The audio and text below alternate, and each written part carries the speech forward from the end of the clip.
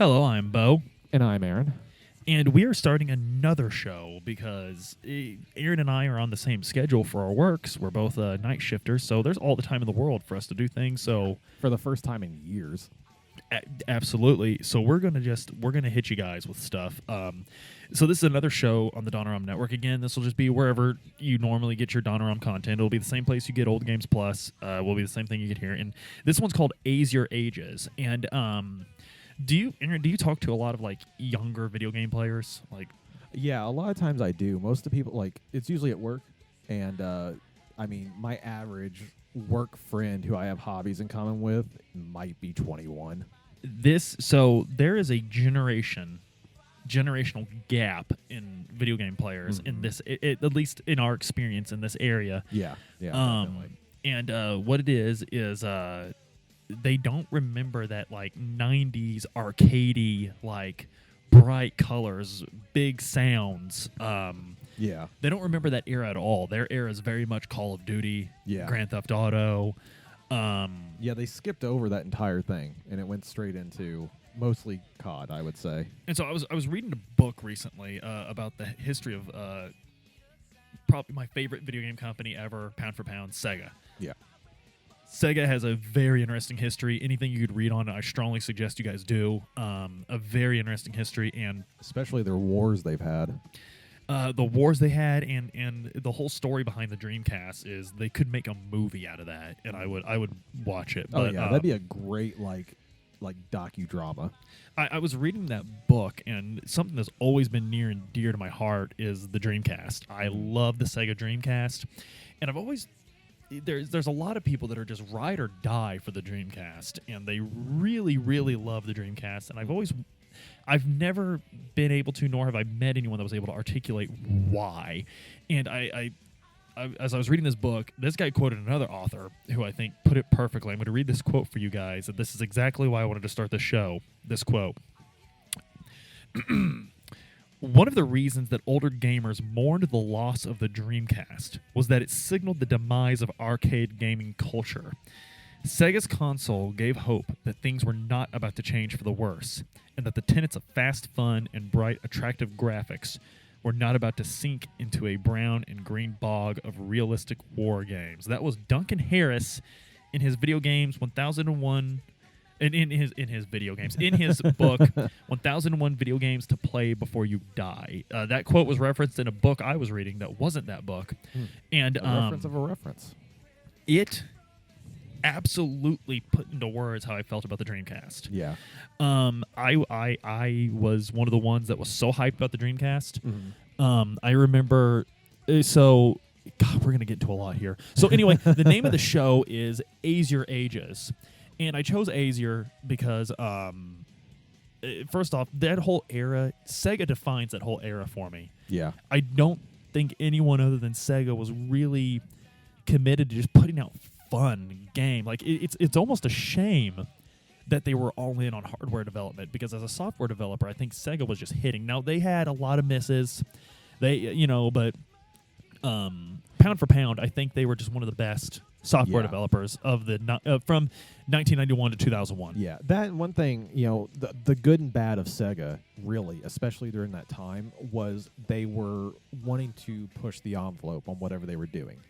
Absolutely. Like when they made the Dreamcast, they were doing things that people hadn't thought of yet. I mean, internet connectivity to it. They were very big that it had to have a modem. It had to ship with a modem. Yeah, and the downside to obviously the pluses that I feel like are kind of self-evident in that you're going to develop some really interesting either games, regular software, hardware, what have you. The downside is though is that you're going to be fumbling because you're in unknown territory, and Sega was the only one with the guts to do it. And this is what I see at work, because these guys will ask me what I play.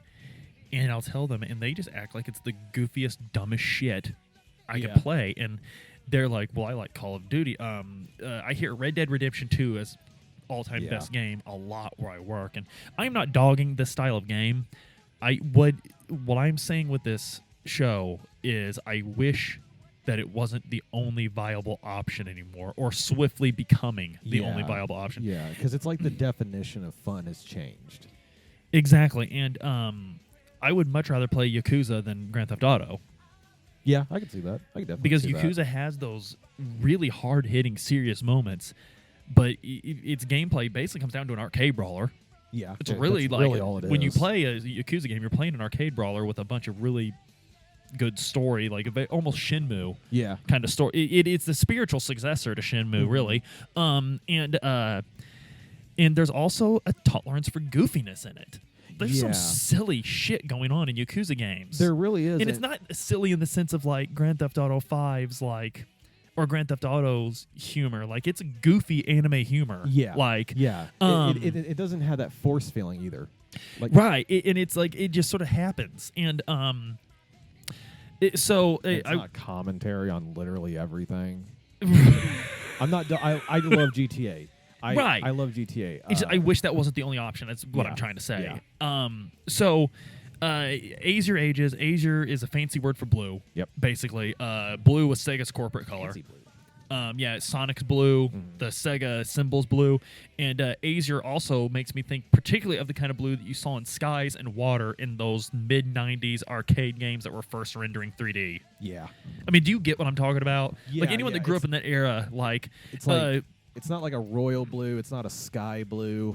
it's a bright blue. Like Yeah. it just sort of like Yeah. you just think of like borderline not possible blue. you think of an anime beach Yeah, from like a yeah. 90s anime. Ages Ages is Sega's always used Ages in its advertising because Ages is Sega spelled backwards. Yeah. So that this isn't going to be just Sega games, but Sega just so represents that era for me. Yeah. I didn't have a Super Nintendo until after the 64 came out. Mhm. I think the Super Nintendo is one of the best systems of all time, but for this man's money, I will sit down all afternoon with the Sega Genesis and have a blast much longer than I would with the Super Nintendo. Yeah. But Sega does what Nintendo don't. absolutely. And in my notes, when I wrote this down in my notes, I actually put the classic emoticon sad face. This is the last Sonic game for a Sega home console ever, and it was 10 years into Sonic's lifespan. What a ride Sega Yeah. did in the like how and so how did you first hear about Sonic Adventure 2? So I ran into it pretty much by word of mouth.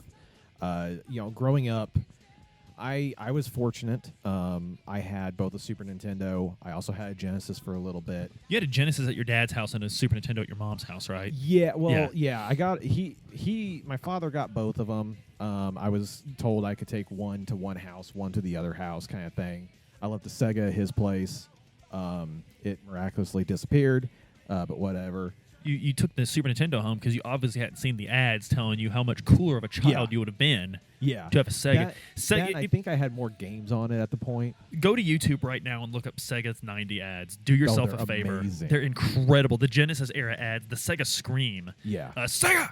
Yeah. It's like that entire war basically that was happening there is so intense. It reminds me, and this is not about the console wars. This is about a specific game, which I promise we'll tell you about here. Yeah. You know what? You clicked on it. You know what this game's about. You knew what we were about. But one of the best quotes from the Attitude Era of Wrestling, which was going on kind of at the tail end of the console wars.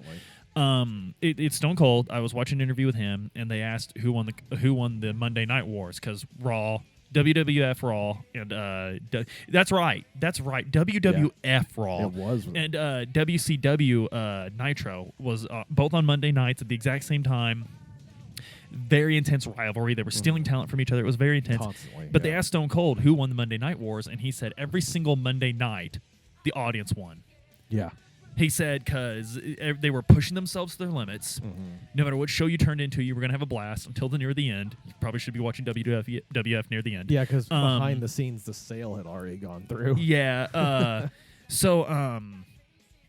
But he said, that's who won. And I really feel like the reason our generation looks back so fondly on the Sega Genesis and the Super Nintendo is because of how much they were desperate for you to play them. Yeah, And they worked at it. It was the true start of console wars. Like a lot of people, these days have never seen listen to me. Yeah, they hear console war and they think Xbox and PlayStation, and it's the same games. Yeah, it's the same games. The only thing that changes is your hardware. The only thing that changes is PlayStation Studios games, and even those are going to PC now. Yeah, you could play Death Stranding on PC. Yeah, and show me at any point commercials where Xbox or Sony are actively bashing each other. And I'm not talking about like Nintendo, we have the best thing you've ever seen. I mean actively, like borderline slander level bashing. each other. The reason we have ERSB ratings is because Nintendo went to Congress and said, "Look at these Sega games. Can you believe this? Yeah." Look at these games Sega's putting out. Look at this Mortal Kombat. We have Mortal Kombat 2. We're just not going to tell you that. Yeah.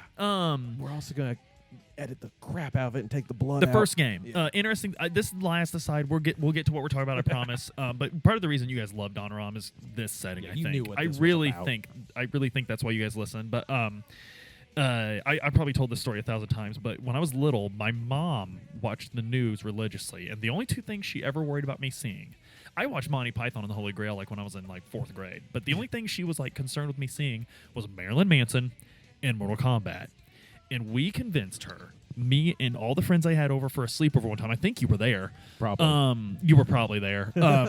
We told her, no, Mom, Mom, get with the times, lady. The Super Nintendo one's the one with all the blood. Yeah.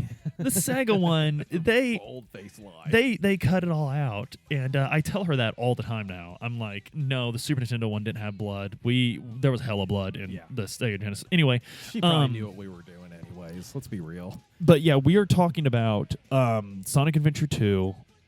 Wait, we already told you what we're talking about. Where am I? Well, we kind of derailed slightly there. We derailed. I get passionate about Sega. So you were talking about where you... Yeah, I kind of heard partially about it from word of mouth. The bulk of it was that I'd been a Sonic fan growing up.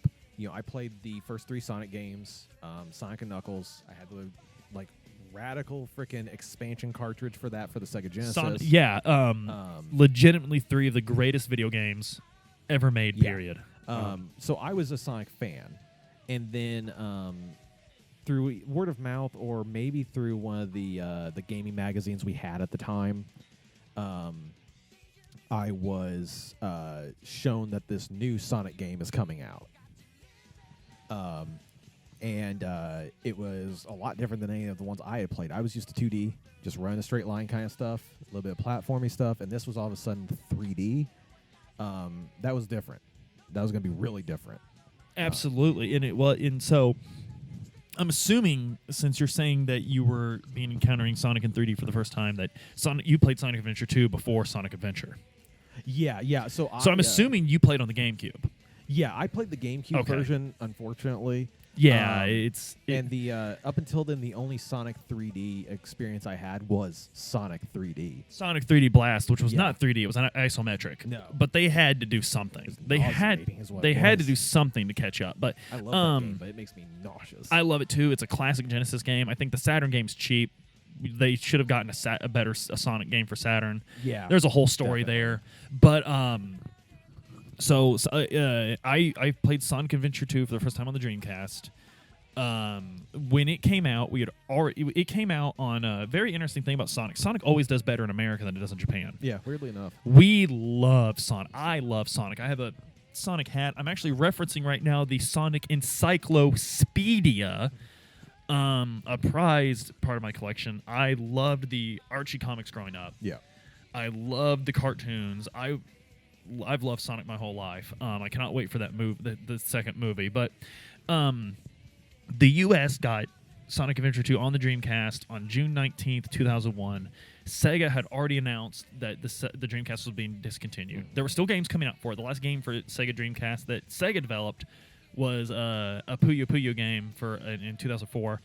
And I believe the last game that came out for it was a NFL game. Yeah. sometime in 2004 or something. But God, that's weird to think that it was still going, at least limping along in 2004. limping is the right word for it, because it was discontinued like 2001, and I remember FYE, the record store in Evansville, was selling Dreamcast my freshman year of high school, which was 2001, 2002. They were selling them for like $20. Good. So that's why I never got a Dreamcast console, because it literally came and went so quick. I blinked and missed it. I couldn't wait for it, man. I got one and I couldn't wait. I loved Sonic Adventure, and Sonic Adventure 2 came out with just it was everything Sonic Adventure was and better. Yeah. These are not perfect games by any stretch of the word, but man, I love them. Mm-hmm. I love the both of them. But so the GameCube version is indisputably the better version. Yeah. Indisputably, it has a more robust chow section. It adds so much to this game. It makes this game so much better. The multiplayer was legitimately fun, but I still love when I go to play it. I'm playing my Dreamcast copy. Yeah. When I play it, and I do like the VMU for raising chow. I love it. So the Dreamcast, a little bit for people that don't remember the Dreamcast. The Dreamcast, I read a book about that book I was reading is about Sega's rise and fall. I'm not plugging it because I'm here to promote me. Yeah, and me. And fine. Okay. But all right. In this book, it explains something that I never really thought about before, and that was the Dreamcast. Sega was so in the hole when they made the Dreamcast. They didn't really expect it to save them. Yeah. It was more about restoring corporate honor. Yeah, yeah. And if you think about it like that, I think it was a glaring success. Because the first thing that happened after that was they already knew before they even announced the discontinuation of the Dreamcast that they were going to become a software developer only, which is where Sega's strength always lied. Yeah, I'd definitely say that. And so they actually sent a lot of their people to Nintendo before they even discontinued the Dreamcast. It was like, you need to get with them, find out how to develop for them. You need to go to Sony, find out how to develop with them. And I don't want to get... this isn't about development history and everything, but I recently learned that one of the contractors that won the bid to work on a part of the Dreamcast was Microsoft. And Microsoft did I don't know what it was about. Maybe the modem. I don't know. I don't know the specific part, but Microsoft did exactly what Sony did to Nintendo. We'll work on this peripheral for you. And they came in and got paid to learn everything about the video game business, walk away clean, and then all and of a sudden come in and sweep. Xbox. Now, Sony's takeover was much worse than Microsoft's. Because remember, the Xbox was not... The Xbox was not going to be the PlayStation 2. There was no way in hell. Not even with Halo. The original Xbox was mediocre at best. The PlayStation 1 slapped Sega and Nintendo to the ground. Yeah, it brought them all to the. They could not compete. I mean, it took major hits on Nintendo, especially. Nintendo was kind of ruling the world video game wise. But there's But there's even quotes from Bill Gates saying like the Dreamcast is the most incredible video game device ever, stuff like that. So, Sonic Team, one of my favorite development teams ever, obviously. Sonic Team knew that this game was not destined for the Dreamcast alone. Because here, the U.S. release date for Sonic Adventure 2 on the Dreamcast, like I said, June 19th, 2001. The release date for the GameCube's February 11th, 2002. They knew. Yeah, there's no they way knew. they would have ported it in such a short time if they didn't plan for it. Or if they didn't know Nintendo architecture and how to program. Yeah. So why else would Sega know how to program for another system if they truly believed theirs was going to stick around? They were going to win, yeah. So, anyway, that's the thing I remember, to get back to what we're supposed to be doing in the show and contextualizing these games for our... So the thing I remember the most about seeing Sonic Adventure 2, because I had the Dreamcast version. I went to my cousin's house one day, and I went down to his basement, and he's playing Sonic Adventure 2. And I'm like, I didn't even know you had a Dreamcast. And I see him playing on a GameCube, and I'm like, are you pirating games? Like, what are you doing? And he showed me the box, and I'm just... as a Sega fan growing up, my stomach's turning because I'm looking at this hideous cover. Ew. Yeah. The Dreamcast cover, you've got Sonic and Shadow standing back to back, and it's like, man, you got this radical, cool background with it's like Shadow's is all purple and Sonic's is all blue, and then you look at the GameCube one, and it looks like what is this, Smash Brothers? They're like head to head. It's all white, and I'm seeing the Nintendo seal and the Sega seal on the same cover, and I'm just it's like heresy. It's like watching like it's like if you went to high school with like a boy and a girl cousin, and you caught them making out one day, like it's like that. Like it's just like I don't want to see this. And, True story. And the oh god, and so I sat down and actually played it, and I will still tell you to this day, objectively speaking, it is the definitive version of the game. Sonic Adventure 2 Battle for the GameCube's definitive version of the game, but I still want to play the Dreamcast one because there's just something to be that said. Dreamcast dream is still alive in me. But the fact that they went to the GameCube and the team that went over to very interesting. I did not know this until I did started researching Sega heavily and its transition from hardware to software. Was the F-Zero for GameCube was developed by Sega. Really? Yeah. And Super Monkey Ball, I believe, was the first original game they developed for Nintendo. Huh. And That's but something. the reason I told you all that, to contextualize this in my youth, when I saw that cover and when I recovered from my illness in the pit of my stomach, I realized something. Holy crap, Nintendo bought Sega. That's the only possible explanation I could have come up with. I was like, Nintendo bought Sega when they heard about the same thing for years. I believed the same thing for you until Sonic Heroes came out on PS2. That's what I believed. Yeah. It was not the first Sega-produced game to come out for PS2. No, it was like the first Sonic. Rez, I believe, was developed for PS2 and Dreamcast simultaneously. That's how much they knew that this was over. So Sega never planned to just stick with Dreamcast. And of course, Crazy Taxi got ports to all three systems of that generation. Yeah, that game was freaking everywhere. Crazy Taxi is an incredible video game, but we're talking about Sonic Adventure 2, and so that's sort of our story in discovering it, and sort of how we came to realize that Sega, it was bittersweet for us Sega fans because the Dreamcast was gone.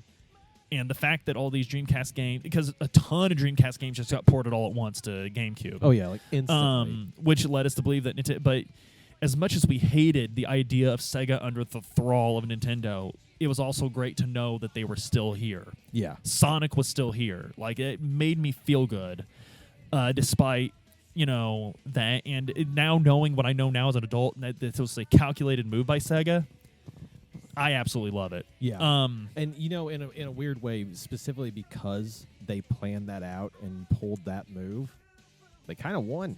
I mean, they lost, exactly, but they won because now they're out of that. They don't even have to worry about it, right? And until like 10 years from now, and Sega drops the most epic console ever seen on the earth. That'd be amazing. Swear to God, if one of the launch titles is Sonic Adventure 3, I am pre-ordering it. I will sell all these other redheaded stepchildren to get that system. Whatever they call it, it'll be something weird.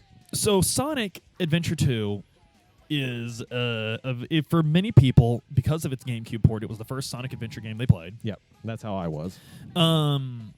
So there's 3 different play styles in this game.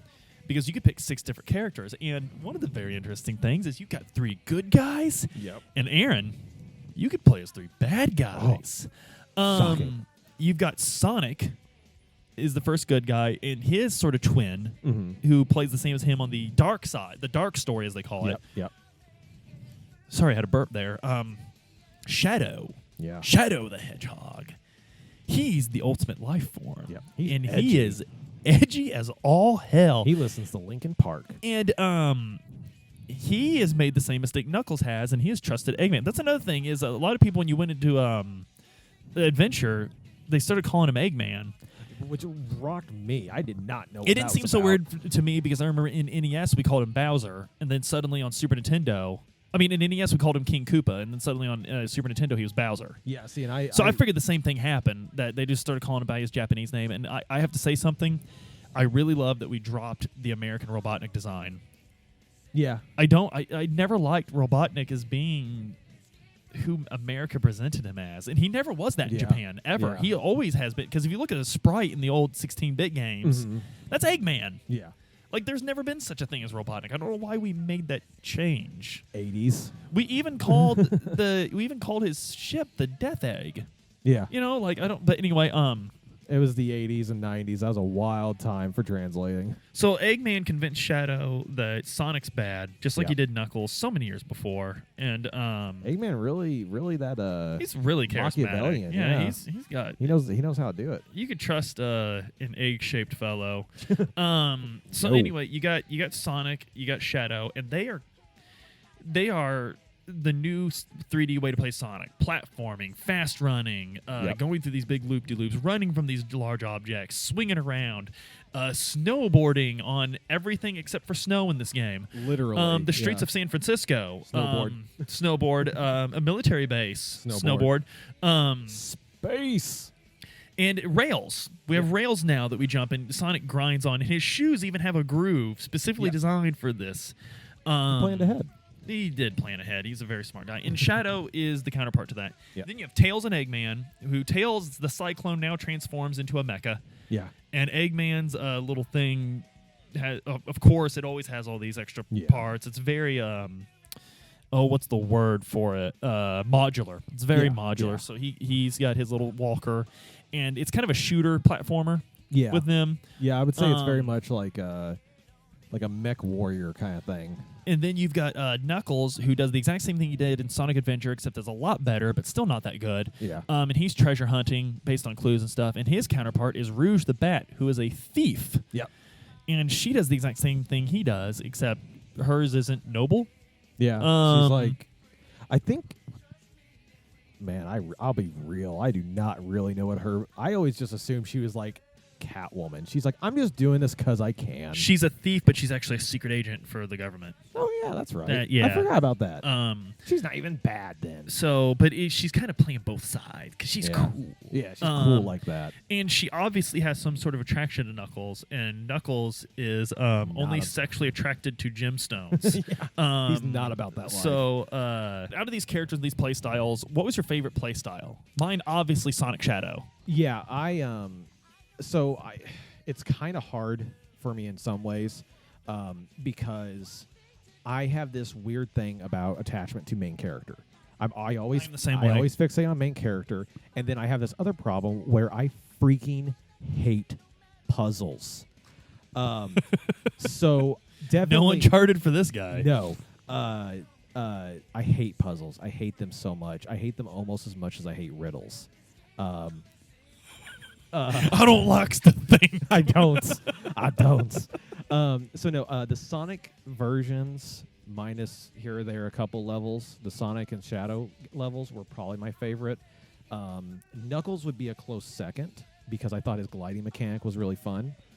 And then Tails and Eggman were bottom because, frankly, those levels were boring. I think a lot of people say they're objectively bad. I think they're just boring. Yeah. I think they're just boring. I have the exact same order you do. Yeah. When you throw those levels up against high-speed stuff with Sonic or gliding and climbing with Knuckles and Rouge, it's hard to be souped up about a slow shooter. Rouge is a bat, by the way. I don't know if I mentioned that. Yeah, she was the bad one. She looks like a cat, but she's a bat. She has wings. She has bat wings, so she's a bat. But she still has arms. Yeah. But anyway, so Knuckles. The only time I hated Knuckles Rouge, they share my most hated level in the game. It's when you're timed. Yes. To find the Master Emerald pieces. Yes, I can't stand that part of the game. I'm not a big fan of timed levels, because honestly. the reason why is I'm not very good at their levels. I enjoy them. I'm not very good at them, but it takes me forever. So when I'm timed, I'm just getting frustrated. Yeah. But I think those and timing Sonic makes so much more sense. Yeah. He's Sonic. He's fast. Yeah. Time him. Yeah, He'll make it. It makes more sense. Their timed levels were really frustrating, and then the other thing that I found particularly frustrating, because it's the only level in the game that I just kind of feel like wasn't as well made as it could have been, was the final fight for Sonic and Shadow. the very final fight at the end of the game. When you've beaten both sides of the story and you actually get the true final. Yeah. Now hang on. The lore and stuff surrounding it is amazing. It's awesome. It's like when you see Supersonic and it starts Yes. playing Live and Learn. Like, okay, Yes. let's take a moment to talk about the soundtrack because there's a hateful side of the internet that says they can't stand the soundtrack to this game. You're insane. And they're wrong. You're insane. Wrong. You're just wrong. Jun Sano is a musical genius, and for all the people that hate the Crush 40 butt rock, shut up, man! It's so much fun. Like It's so you only don't like it because it's catchy. like you don't like it because you're just you're just just wrong. diametrically opposed to Yeah. everything enjoyable. Live and Learn is a banger. I It listen is. to Live and Learn just on normal playlists. Yeah. Like I Well, and heck, go back, just play the first level when you're in San Fran. oh, and Escape from the City. Yeah. That song, it's the best pop punk song ever written. Yeah, And easily. I like pop punk. Yeah. I'm not saying that because I hate that genre. I like pop punk, but it's the best pop. Yeah. So the soundtrack to this game is absolutely incredible. It's one of my favorite OSTs, and as I've said before, I love video game OSTs. Yeah. But yeah, that the ultimate life form fight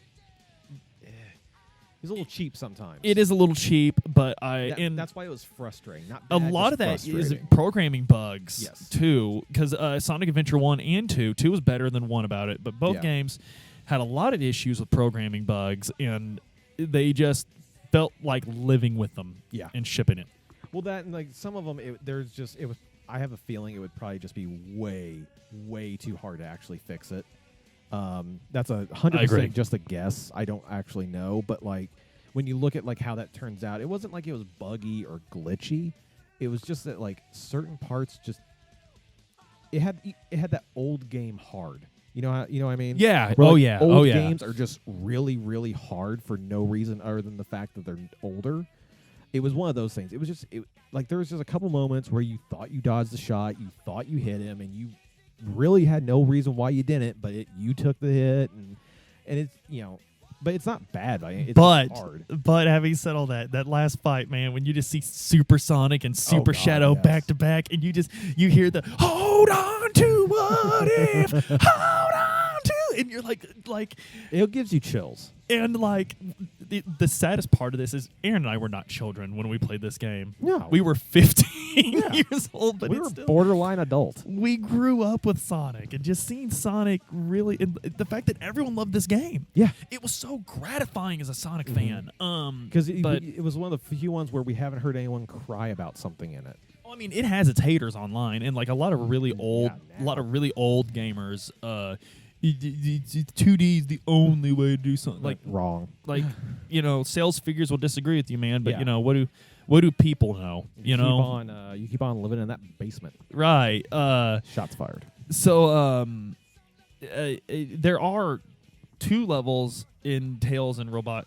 Oh my God, I just called him by the name I don't like. That's how conditioned I was by Ken Penders and his terrible Archie comics that he sued. It's like the name Robotnik. It's I mean, Eggman. He's Eggman, but It's I like Eggman. Robotnik. But the clock racing levels in Tales and Robotnik, I felt Eggman. Eggman and Tails' clock racing levels, I felt were, because I felt like it was a nod to Sega. 'Cause Sega's so famous for its racing games and its car games. Yeah. And I felt like that was a cool nod, and they were more enjoyable.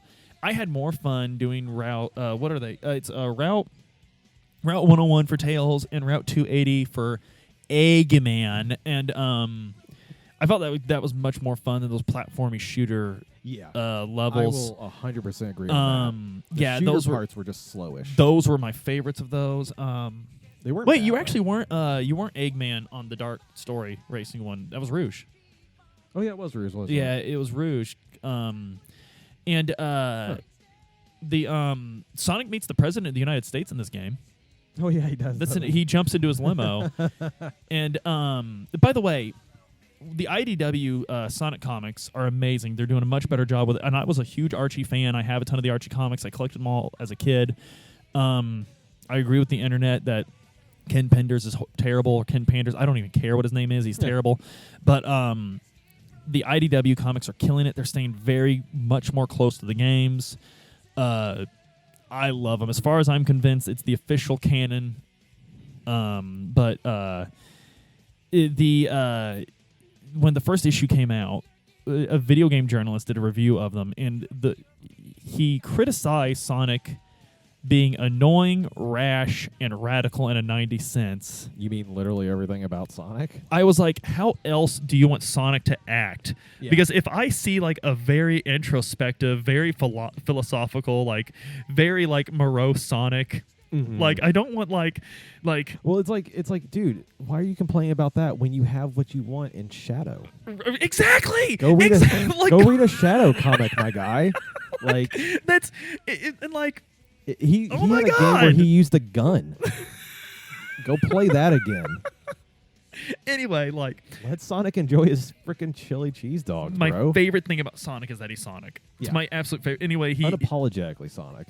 Anyway, we're not gonna get into the story of this game because, like, damn, That and like, it's they were taking the story more seriously in Adventure 1 and 2, and I love the stories because I love that cheesy, childish, sort of off the rails radical story that Sonic can have. But I'm not going to sit here and tell you it's high art. But not high art by any means, but it was still good in a weird way. It was very good. I loved it. It checked both boxes. It gave you the childhood fun, but it had that just enough seriousness sprinkled in to keep an adult mind. When the Sonic X anime covered the stories of Adventure and Adventure 2, I was hype. I can imagine. Yeah.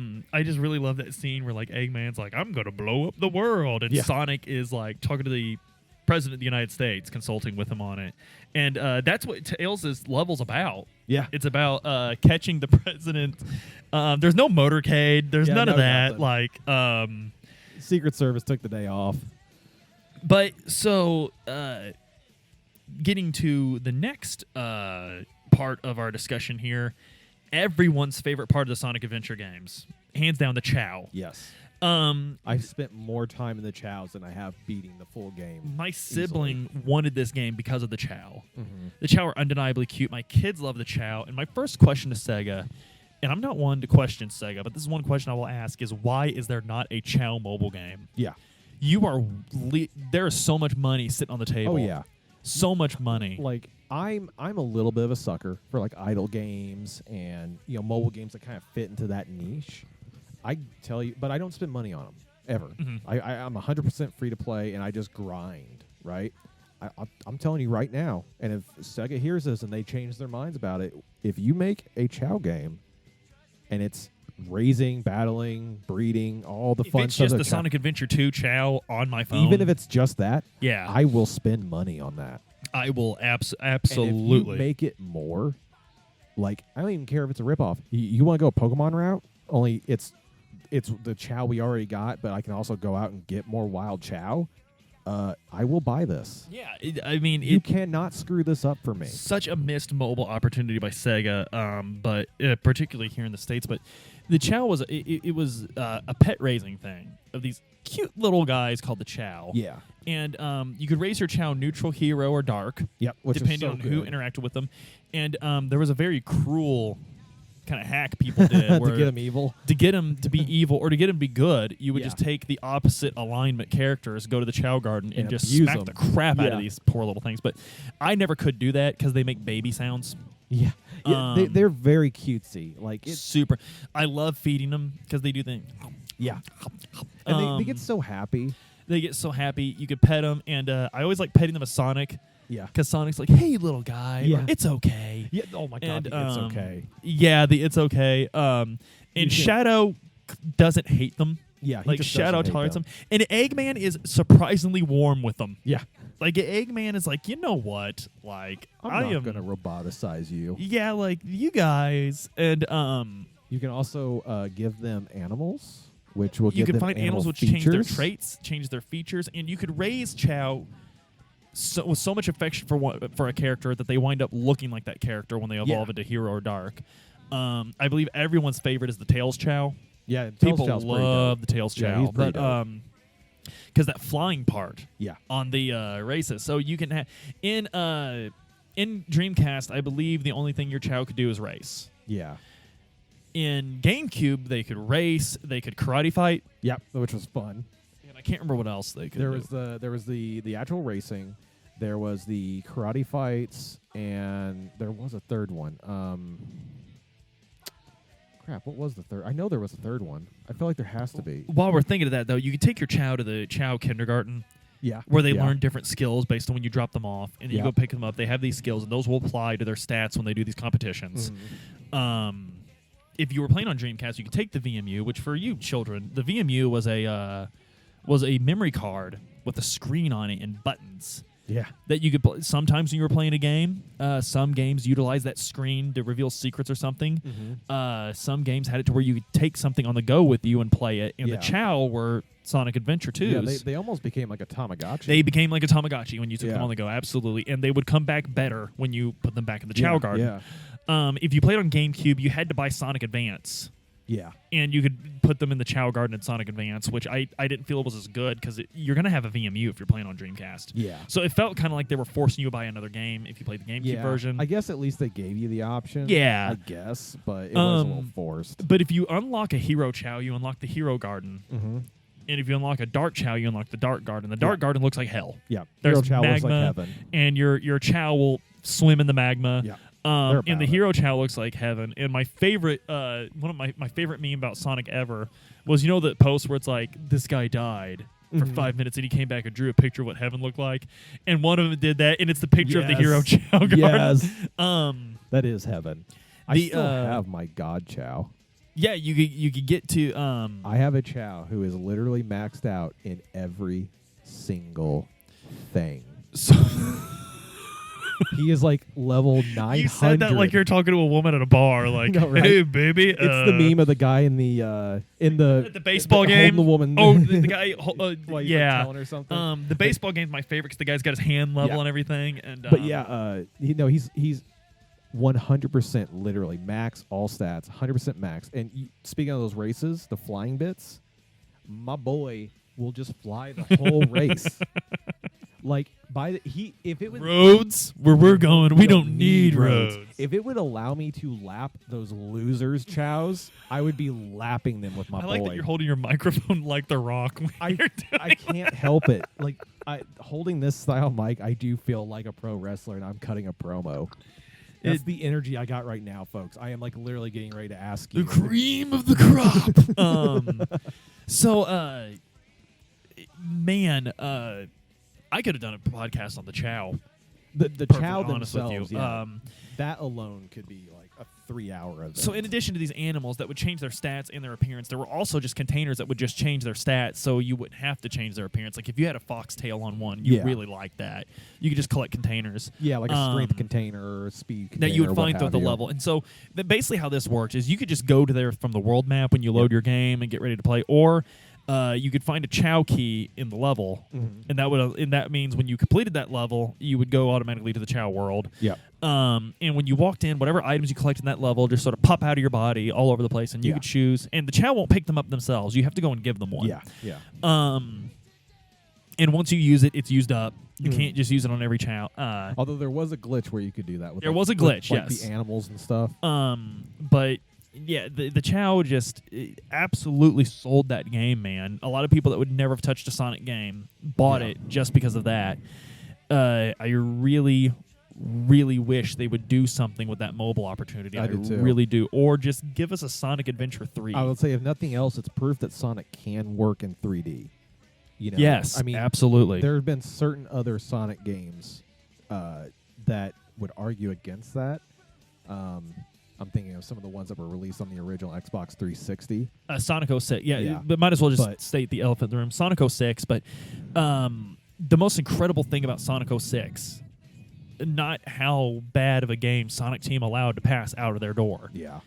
It's how much Sonic Team learned from that. Yes. They've literally spent nearly 20 years Mm-hmm. genuflecting and going back and looking at that game and being like never again. And they have put out some absolutely incredible yeah. games in the It wa- meantime. In some ways, they needed to have that happen so they could give us more bangers. Yeah. But like games, the ones more along the lines of like Sonic Adventure, that's proof that any of the naysayers who say he's only a 2D character, he can't survive outside of 2D, that's not true. He can be done in an amazing way. In these games, the sales don't lie. Yeah, exactly. I mean, they were extremely popular. There's a reason why every Sonic game seems to sell really well. And even when the game itself doesn't turn out as great as it could, you know. So I don't really want to get too deep into the story of the game, but I did like the story. Yeah. Because again, it's a fun story. It's an adventure story. We have enough pathos and it's just to keep us wondering what's going on, but not so much to where we feel like this is. They didn't do like they did with Sonic 06 and just make it abhorrently confusing. Yeah. It still was a Sonic story, right? But it had enough extra stuff in it to make it more substantial. I love the new characters we got. I love Rouge. I love Shadow. I think they're great characters, and how much they've stuck to Sonic is proof positive that everyone is down for these characters to keep showing up. Just like Knuckles. Knuckles too. He had the same adventure. Yeah, and the fact that these characters play differently, the fact that we have different stories, and the fact that you could play as the bad guys, the fact that you could play as Eggman in a Sonic game, it was a ton of fun. And like I said, this game, that sorrow that Sega fans felt at the demise of the Dreamcast, because like I'm sure people that were in like industry watchers, like savvy people, knew what was actually happening, but probably I didn't. I just Joe Schmo on the street. I just started seeing Dreamcast for $20 in Evansville 2 years after they came out. I saw that Sonic was having one more adventure game released. Yeah.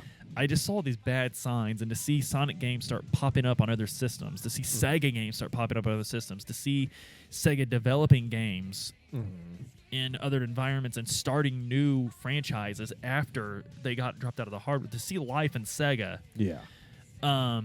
Like, this is a real Lazarus story for Sega. It really is. And Sonic Adventure 2 was kind of the catalyst for that.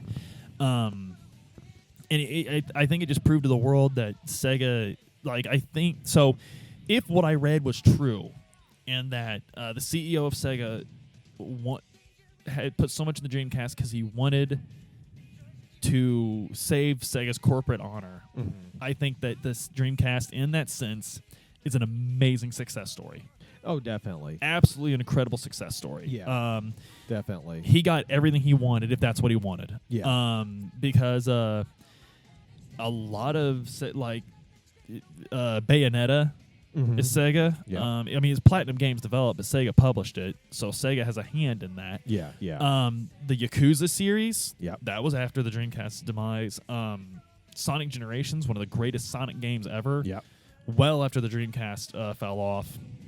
So, I only imagine it really. I imagine it really. I'm sure that the squeeze was felt in the company and its employees after the Dreamcast dropped off. But I think it must have been very gratifying to see the demand their game still had, and the fact that a Sega logo on a cover still meant something in a store. Yes, and definitely. It was, because it was kind of proof positive that in a way what Sega needed to do was not so much as compete as just focus on what they were good at. Like, not saying they were bad consoles, but like they kind of learned the hard way where their niche was, and they managed to learn that lesson and transition into that like gracefully, which most companies don't do. If a company is failing at something, they fail, and then the company disappears. Right. You know, that's why you don't see Atari logos anymore. It just died. But not really on any video games you want to play. The last video game I wanted to play that had an Atari logo was Tenkaichi Budokai 3. Oh, yeah, that's true. Yeah, and then you quit wanting to play it after I played it with you. Oh, yeah, because you played the game so religious. I believe Atari's name was on that, because I heard there was a huge deal when Namco Bandai got the permission to make Dragon Ball Z games, and Atari's like, you can't take this from me, man. Like, that's all I got. But like, that's what normally happens, though. Is this crash and fade off into the history of the genre, right? Right. You know, and Sega found a way out of that. Yeah, they found life after death. Yeah. And what a life after death. And Sonic Adventure 2 is just absolutely I mean, it is it's what made me realize that Sonic, not only Sega, but Sonic had a lot of life left in him. It's one of the major reasons I'm able to share Sonic with my son. Yeah. I like how I'm saying, yeah, like I do that too. I ain't got no kids. But I was pleased as punch to play that game. Like, playing that game was, and I still play it all the time. I actually have every version that was ever sold. Oh, wow. Sonic Adventure 2. I have Sonic Adventure for the Dreamcast. Yep. I have Sonic Adventure 2 Battle for the GameCube. Yep. I have the PlayStation 3 port. I have the Xbox 360 port. And then if that's not telling... And I have the Windows port, technically. Oh, wow. If that's not telling, I don't know what is. The fact that you've bought the exact same game like 6 times. Wherever I am, I want to make sure that I could go in and tell my chow that it's going to be okay, buddy. Which is why Sega, you need to give it to us on our phones, bro. Right.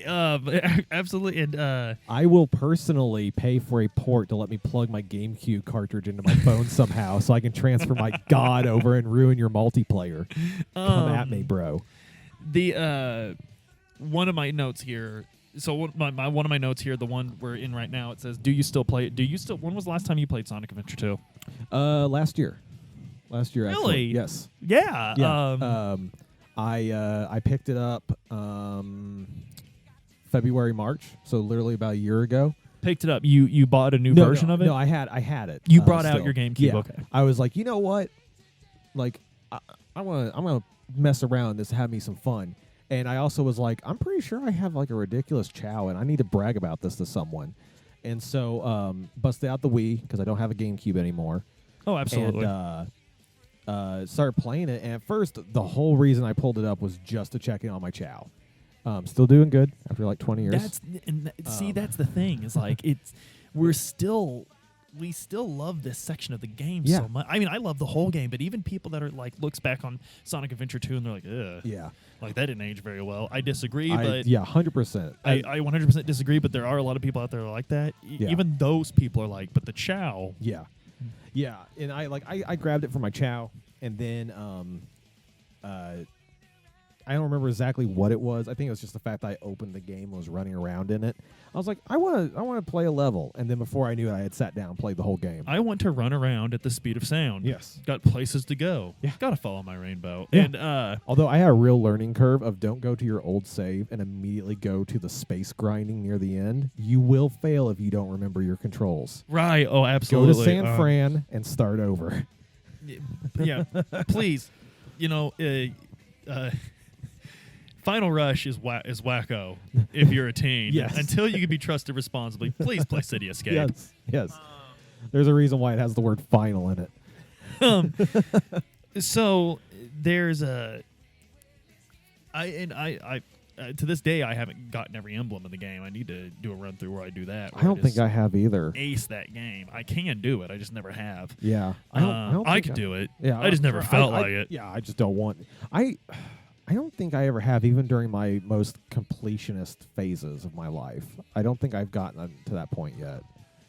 It's a great game to do it on. It's a fun journey. Yeah, because you can play the same level 8 times in a row and it's still a blast. I think that's the one where you get like the 3D Green Hill Zone for doing that. Like, it unlocks the world map, I think. It might be. Yeah. I don't know. I'll be honest, I really don't know on that one. And I think that people that have never played it could go back and play it and have a great time. I know if you played it, it's strongly nostalgic for you. I know it is. So go do that. And again, so this was our first episode of Azure Ages. And again, these aren't game reviews. This is kind of just a short form of what we're doing over on Old Games Plus, where we're just gonna do like a one hit on it. Do a one hit, and it's not a review. It's just sharing our experience with it, what we took from it, what stuck with us, remembering why we love video games in the first place. Yeah, and the title is Sega themed because it was Sega that inspired it, and we're probably going to be covering a lot of Sega games, but it's not a Sega show. Yeah. We might do a Mega Man game or something.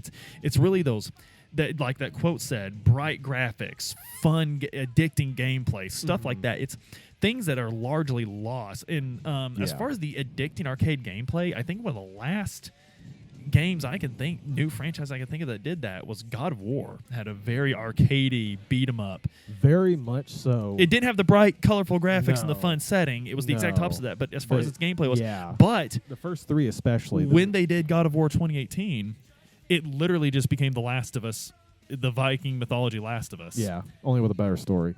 The over-the-shoulder thing and stuff like that. And it's a great game, don't get me wrong, but I feel like they sacrificed God of War's gameplay identity to make it more like a more recent hit in PlayStation Studios catalog. It lost the arcadey button masher.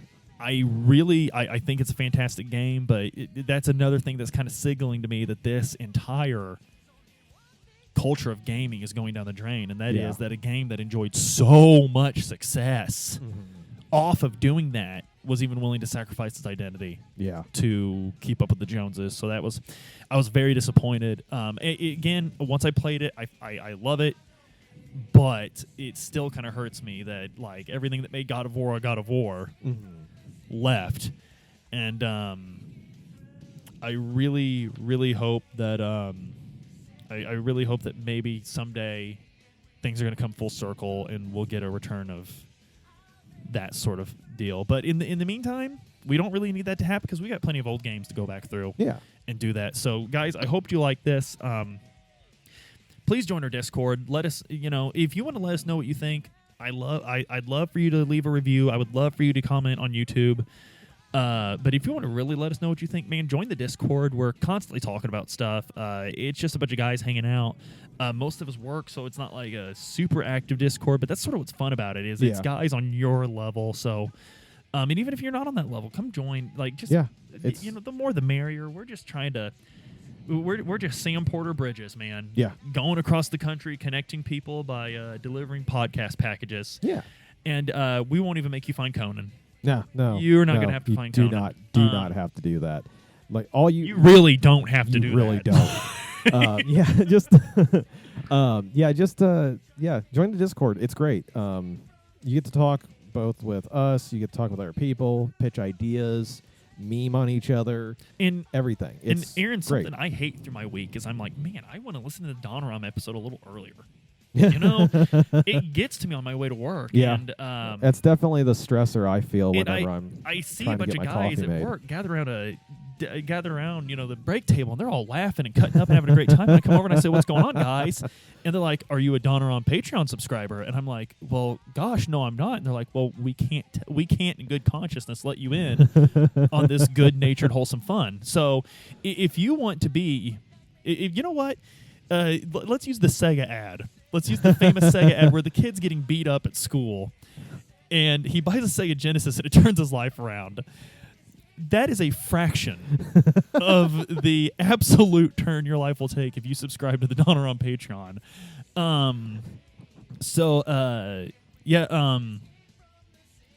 Donoram does what Rogan don't, I guess.